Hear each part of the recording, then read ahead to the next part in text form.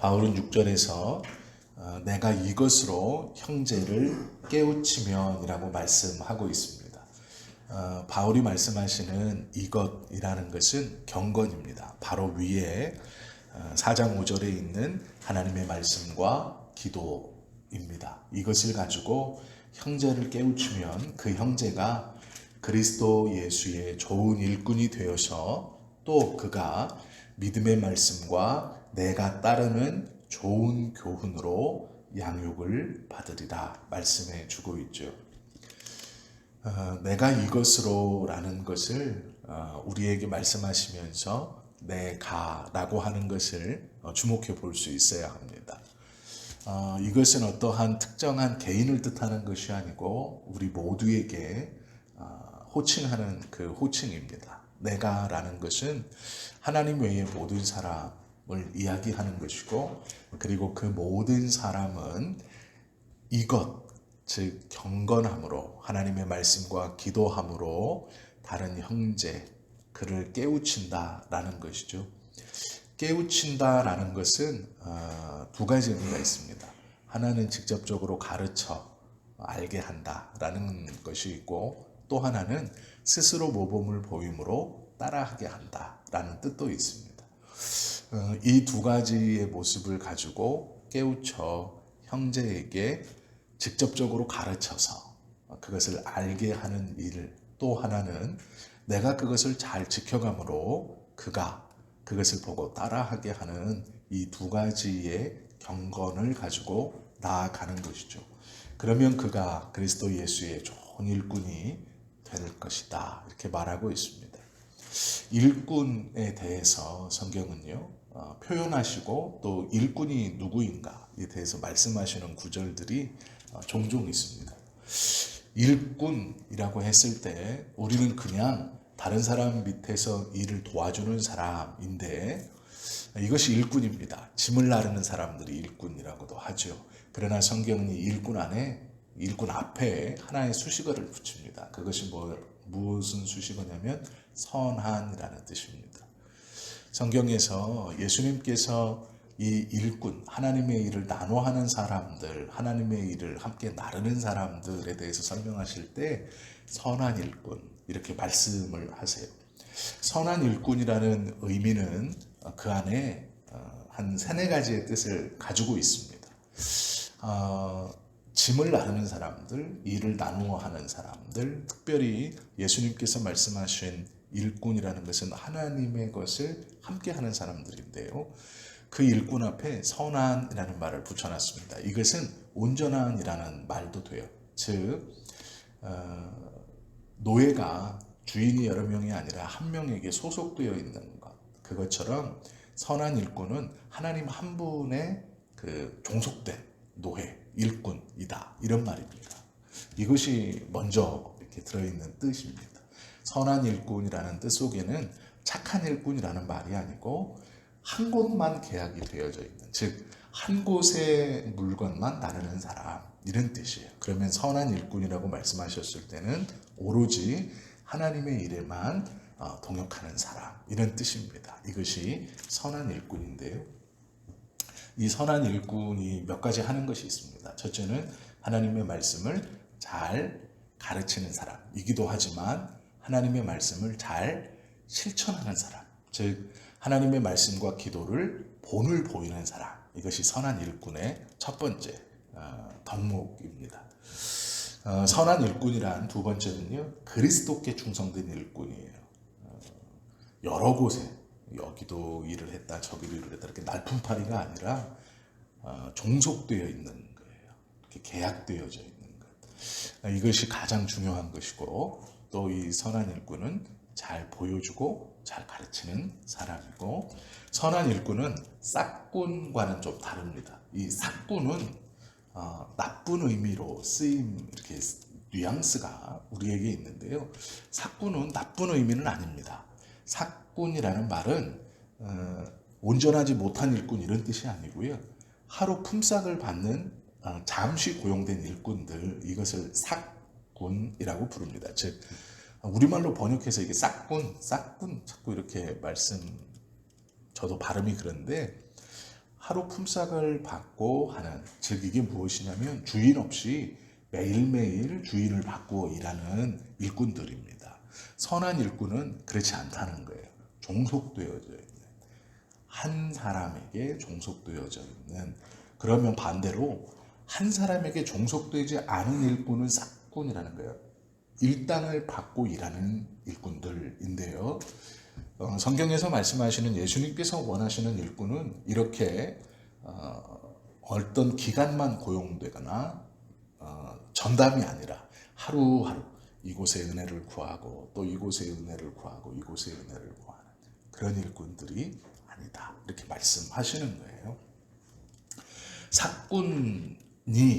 일꾼이 일반 아주 밑바닥에서, 즉 계층적으로 보면 가장 험한 일을, 가장 낮은 일을 이렇게 표현하기가 좀 그런데 이해를 좀 하실 수 있을 거예요.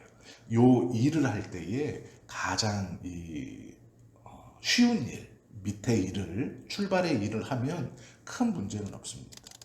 그러나 문제는 이 사꾼이 지도자의 역할을 하거나 중간에, 그 일의 중간 정도의 중요한 일들을 하거나 이 일의 경중을 따졌을 때 가벼운 일이 아니라 무거운 일을 할 때 문제가 돼요.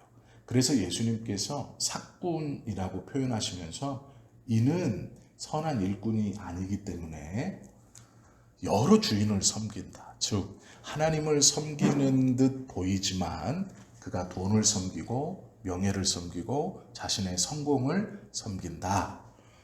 이것을 위해서 하나님 앞에 와 있다. 즉 돈을 원하고 하루에 일당, 내가 이만큼 수고했으니 나에게 이것을 주셔야죠 라고 요구하는 것은 삭을 받는 일꾼이에요. 삭을 받는, 하루의 일당이 목표인 것이죠. 그의 일의 목적은 주인에게 종속되어서 그 일을 동역하는 자연스러움이 아니라 무엇을 바라고 하는 그 사람입니다. 이 삭군에게 맡겨진 것이 약물인데 삭군은 목자가 아니기 때문에 어려움이 닥치면 양을 놓고 도망가요. 이 어려움이라는 것은 들짐승들이 배고픔에 못 이겨서 양들을 덮쳤을 때 자기가 피해를 볼까봐 도망가는 일도 물론 맞습니다. 그런데 이게 어떤 의미냐면 이제 시간이 끝난 거예요. 즉 새벽에 해가 뜨기 전에 양 우리를 열어서 이제 해 뜨기 직전에 그 난 풀에 이슬이 맺혀 있을 때 양들을 막 들판으로 모읍니다. 그러면 양들이 자기들끼리 밤새도록 타닥타닥 붙어서 체온을 나누면서 꾸벅꾸벅 조는 것이죠. 그때에 이 목자가 우리의 문을 열고 소리를 지르면서 양들을 내뭅니다. 그러면 이제 양들이 주르륵 나가요. 그래서 그 이슬을 함께, 풀과 함께 이슬을 먹으면서 하루 동안 사용할 자기의 살아가는 데 필요한 수분을 그 새벽 그 첫 딱 입을 뗄 때 이제 섭취하는 것이거든요. 삭군과의 차이는 우리를 열어 양들을 이 초원으로 밀 때에는 차이가 없어요. 왜냐하면 그게 출발이기 때문입니다. 그러나 차이가 언제가 나냐면 이제 해가 떨어져서 자기 눈에 양 무리의 처음이 아니라, 자기가 서 있는 요 양이 아니라 양 무리의 끝이 자기 눈에 보이지 않게 됩니다. 해가 떨어질 때가 되면, 어두움이 깔리기 시작하면 양무리가 자신의 눈에 들어오지 않는 거예요. 한눈에 다 들어오지 않습니다.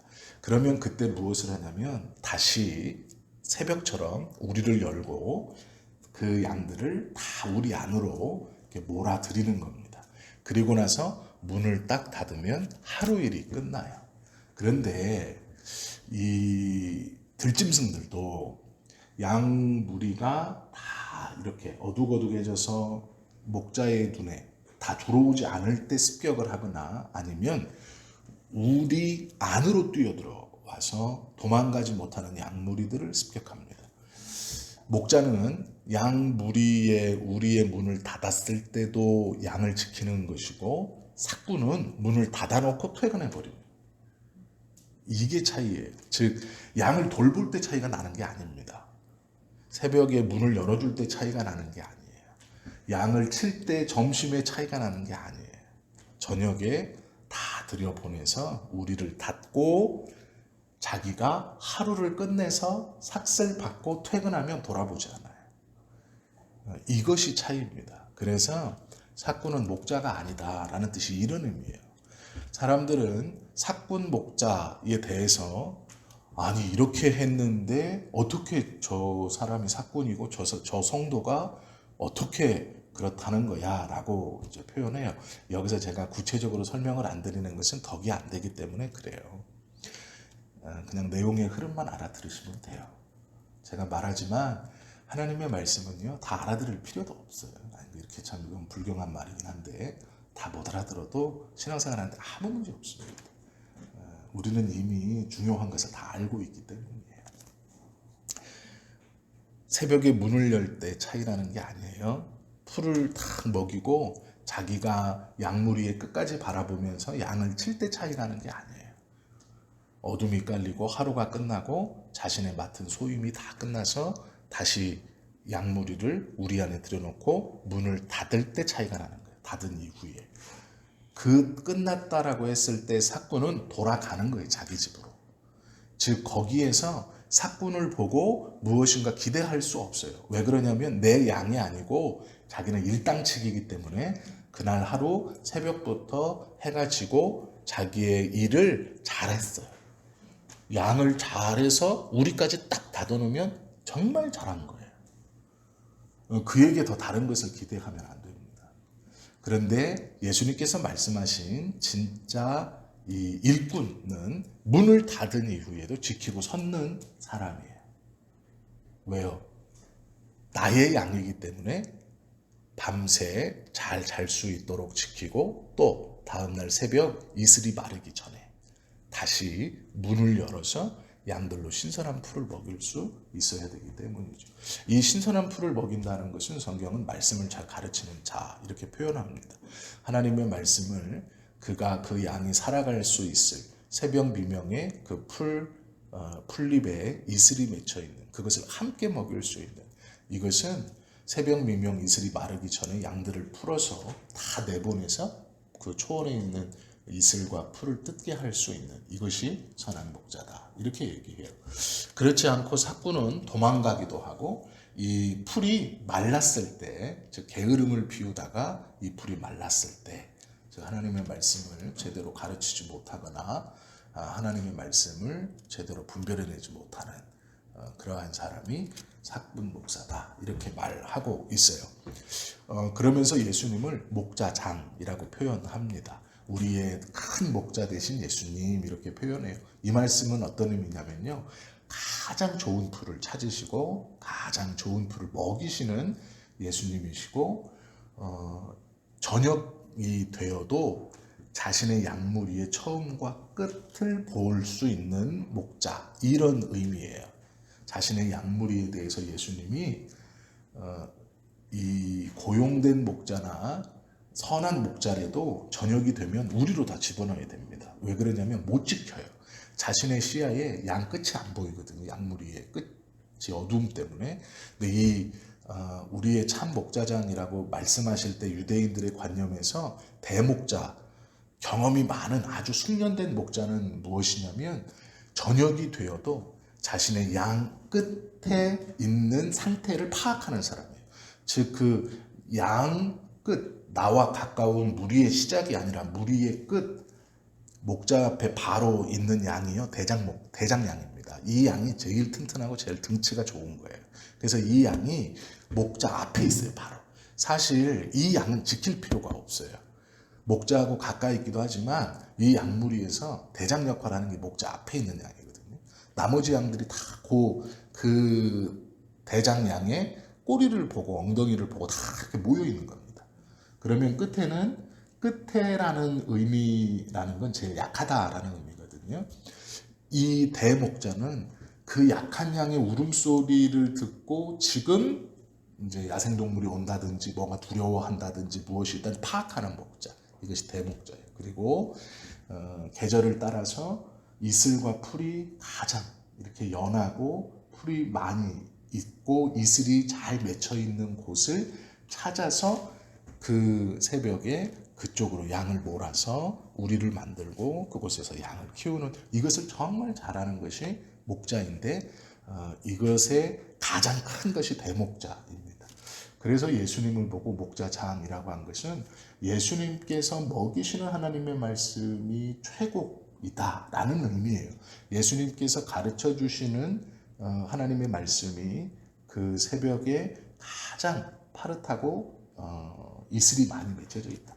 그래서 이스라엘 백성들에게 예수님께서 나는 목자니라고 말할 때 이스라엘 백성들이 상상하는 것은 양 키우는 목자 이런 정도가 아니라 계절마다 풀을 먹이시고 양을 지키시는 예수님이 자신의 백성을 그렇게 지키신다고 하는구나. 이유가 뭐냐면 당신이 하나님의 아들이고 그 하나님이 나에게 맡겨주신 양, 즉 내가 일꾼, 삭군이 아니라 나는 진짜다, 이런 의미입니다. 그래서 유대인들의 머릿속에서는 목자라고 하면 특히 예수님이 나는 목자다, 나는 선한 목자다, 나는 내 양을 위하여 목숨을 버린다 라고 할 때에 어떠한 열심으로 일하시는가에 대한 이런 그림 같은 것이 그려지는 겁니다. 그러니까 우리가 생각하는 단순히 그런 목자 이런 의미가 아니에요. 더 이렇게 생활과 밀접하고 누구나 알 수 있는 그런 의미들을 가지고 있다. 이런 것을 알아두면 좋을 것 같습니다. 믿음의 말씀과 내가 쫓은 선한 교훈으로 양육을 받을 것이라. 즉 네가 그렇게 열심을 내어서 하나님께서 주신 삶에서 그 말씀을 잘 가리켜서 지키게 하거나 너의 삶으로 본을 잘 보여서 그가 따라하게 하는 그것을 통해 그도 너와 똑같이 이제 될 것이다 라고, 즉 돌봄을 받고 양육을 받는 상태에서 그가 이제 다른 이를 양육하는 상태로 될 것이다 라는 말씀이에요. 이렇게 이런 좋은 목자, 선한 일꾼 되기 위해서 경건에 이르는 연습을 하라. 이것이 유익하다 이렇게 말해요. 즉 경건에 이르는 연습이라는 것이 하나님의 말씀과 기도하는 것, 이것을 잘 가르쳐서 그로 잘 지키게 하거나 내가 잘 실천해서 본을 보여서 그로 따라하게 하는, 이것을 잘하기 위해서는 연습이 필요하대요. 하루아침에 되는 게 아니에요. 어느 날 일어났더니 하나님의 은혜를 줘서 성경의 말씀들이 막 눈으로 슉 빨려 들어와가지고 막 머릿속에 뻥 터져가지고 이게 막 어느 날 내가 성경을 하루아침에 깨우쳤습니다. 거짓말입니다. 제가 단언하건대 성경의 말씀은 그렇게 깨우칠 수 없어요. 예수님께서 이 말씀을 가지고 강론하셨고 그 뒤 제자들이 예수님의 말씀을 가지고 또한 기도하시면서 성령의 인도하심을 따라 하나님의 교회에 가장 필요한 것들을 강론했고 성령께서 이 말씀을 지키시고 붙드셔서 때가 되매 하나님의 말씀으로 우리에게 주셨습니다. 그리고 그 말씀을 받은 이후 모든 믿음의 사람들은 하나님의 말씀을 연구했어요. 말씀을 전하는 일에 전무하다, 기도하는 일에 전무하다라는 건 연구했다라는 거예요. 밤낮 그 말씀만을 보았다. 신약에서뿐만 아니라 구약에서도 내가 주의 말씀을 사모하여 내 눈이 멀었습니다 라는 것은 그 말씀을 계속 보았다는 뜻이에요. 연구했다는 뜻입니다. 무엇일까? 진리를 탐구하는 거예요. 주님의 말씀을 깨닫기 위해서 몸부림쳤다라는 것입니다. 그 믿음의 선진들이 했던 그 수많은 시간에 하나님의 은혜에 대한 갈급함, 말씀의 깨달음에 대한 갈급함 없이 어느 날 그냥 자고 일어났더니 은혜를 받아서 성경이 뚫렸습니다. 거짓말입니다. 100% 거짓말입니다. 결국은 다른 말을 하게 돼요. 결국은 성경적이지 않은 것들을 이야기하게 됩니다. 하나님의 말씀은요, 2000년 전부터 믿음의 사람들이 수없이 연구한 거예요. 그것을 설교로 기록으로 남겨서 후대의 믿음의 사람들이 자신의 믿음의 선진이 한 것을 보고 또한 그것에 성령께서 덧입혀 주셔서 발전되어진 것이 하나님의 말씀을 제대로 보는 것입니다. 이것 없이 내가 기도했더니 말씀이 뚫렸다. 100% 거짓말입니다. 그건 귀신 들렸거나 무당이 하는 짓입니다. 그렇게 말하는 목회자를 절대로 신뢰하면 안 됩니다. 그것은 목사가 아니에요. 공부하지 않고 말씀을 알았다는 것은 있을 수 없는 일입니다. 말씀은 그렇게 가벼운 것이 아니기 때문이에요. 그렇게 짐작으로 깨달을 수 있는 것이 절대로 아닙니다. 바울이 하나님의 말씀을 온전히 전한 이유는 바울이 주님의 말씀에 대한 모든 것을 알고 있을 만큼 어려서부터 철저히 율법 안에 준비된 사람이었기 때문입니다. 그러기에 쓰임받을 수 있었던 것이지 어느 날 머리가 뚫려서 아무것도 몰라서 아무것도 몰랐는데 머리가 팍 해서 하나님의 말씀이 나요. 그건 거짓말입니다. 그런 분들이 있다면 조용히 위로를 건네시는 것을 추천드립니다. 경건에 이르는 것은 연습이에요. 연습이라는 것은요, 실패하고 하다 성공한다는 뜻이에요. 연습은 처음부터 성공해서 하는 게 아닙니다. 실패하는 거예요. 하나님의 말씀을 잘 가르치는 일, 실패하는 겁니다. 하나님의 말씀을 잘 가르치고 기도로 본을 보이는 일, 실패하는 일이에요. 능숙하지 못해요. 처음에는 다 실수하고 실패하는 거예요. 그러나 경건에 이르기를 연습하라라는 것은 계속해서 포기하지 않고 도움을 구하며 도전하여 익숙하여지라라는 것이에요. 이것이 경건에 이르는 정도입니다. 어느 날 내가 성령 받아서 이렇게 살던 사람이 180도 이렇게 산다? 사람은 죄인이고요. 우리의 연약함 때문에 그렇게 사는 것처럼 보일 수 있지만 얼마의 시간이 지나지 않아 그의 정체들이 드러나는 경우를 우리는 자주 봐요. 언론을 통해서. 내가 어디에서 예수님을 믿었고 신학을 공부해서 목사가 되었습니다 했던 수많은 사람들의 삶을 보세요. 그들의 삶이 얼마 가지 않아 다시 과거로 돌아가거나 더 흉악한 일을 하는 것들을 우리는 자주 보죠. 경건에 이르는 연습 없이 내가 성령의 은혜로 어느 날 하루아침에 경건하여졌다. 성령님은 하실 수 있어요. 그러나 성령님이 사용하시는 그 대상인 내가 부정한 자이기 때문에 그 은혜를 100% 다 소화하지 못해요. 그렇기 때문에 될 수 없는 거예요. 우리는 거룩하다 일컬어졌지만 그 거룩함이 경건으로 하나님 앞에 온전히 서기 위해 수없이 연습을 해야 돼요. 성경은 그것에 대해서 유익하다라고 말해요. 뭐가 유익하냐면 금생과 내생, 지금의 삶과 그 다음의 삶에 유익하다. 이렇게 말씀해요. 지금 살아가는 것에도 유익하고 다음의 삶에서도 유익하다. 이 금생과 내생이라는 두 삶이 어떠한 삶인지 우리는 알고 있죠. 나중에 이것은 시간이 좀 들여서 저희가 하나하나 봐야 되는 말이기 때문에 이것에 대해서는 다음에 함께 나누도록 하겠습니다. 그리스도인의 경건도 마찬가지. 하나님의 말씀을 쫓아서 살아가려고 하는 계속적인 노력이 필요한 겁니다. 경건은 하루아침에 이루어지는 것이 아니에요. 예수님을 구세주로 고백하여서 거룩하다라는 거룩함을 덧입었지만 그 거룩하게 된 자가 그 거룩하게 되었다라는 그 호칭에 맞는 경건에 이르기까지는 수많은 연습이 있습니다. 그 연습 중에 연습하는 그 도구, 그 연습을 하며 경건을 이루어 나아가는 도구가 하나님의 말씀이고 기도인 거예요. 이것 자체로 경건이지만 이것을 통해 계속 경건해져 가는 거예요. 그것 없이 경건을 이루었다. 나는 무엇을 했? 그건 다 거짓말입니다. 성경적이지 않은 것이에요. 하나님은 하실 수 있지만 사람은 그렇게 받을 수 없어요. 그리스도를 믿는다고 저절로 경건 생활에 이룰 수 있는 것은 절대로 아닙니다. 경건에 익숙한 것은 연습이에요. 실패가 있을 수 있습니다. 내가 하나님 앞에 이렇게 살아야지. 그런데 쓰러지고 실패해요. 괜찮습니다. 또 그 자리에서 다시 일어서면 돼요. 다시 또 붙들면 돼요. 그렇게 해 나가는 것이 경건이에요. 실패했다고 좌절할 것도 아니에요. 다시 한번 하나님 하고 일었으면 되는 거예요. 그것이 연습입니다. 내가 과거의 죄를 버리고 이제는 완전히 돌아서서 복음의 온전한 삶을 살아야지. 너무 감사한 일이지만 실패할 수 있어요. 실패해도 된다는 건 아니에요. 아유, 뭐 내가 요만큼 뭐 해도 된다니까 다시 과거로, 그런 의미가 아니고, 열심히 하지만 실패했을 때 낙심하지 말 것은, 연습이라는 것은 익숙해지려고 계속 도전하는 것을 연습이라고 해요.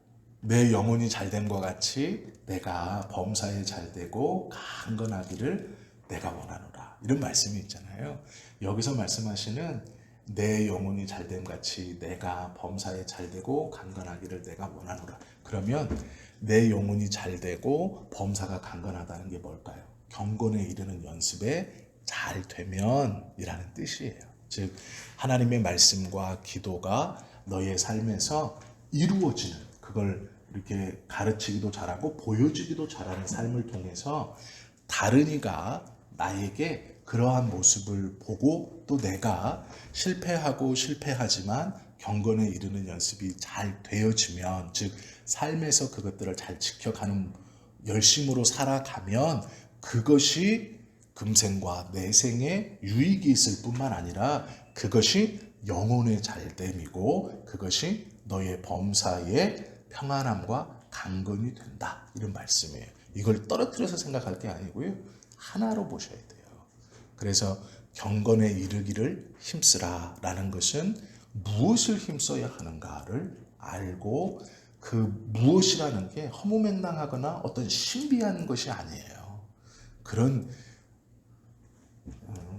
기도를 통해 병을 낫게 하는 이런 그런 신비한 것이 경건에 이르는 힘씀이 아니고요, 하나님의 말씀과 기도하는 것을 잘 가르치고 또 몸으로 보여주면서 다른 이로 본이 되게 하는 생활, 그것이 또 실패하면서도 계속해서 연습해서 그 경건을 이루어 나가는, 그것이 우리의 삶의 모습이고, 바울이 디모데에게 교회를 다스리는 디모데야, 이것을 꼭 알아야 된다 라고 가르쳐 주시는